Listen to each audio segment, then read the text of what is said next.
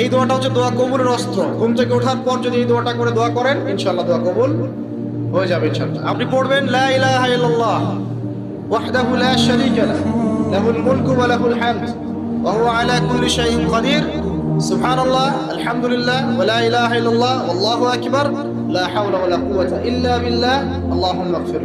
এটা পড়ার পরে হাত তুলে দোয়া করেন, যা দোয়া করবেন তাই পাবেন ইনশাআল্লাহ।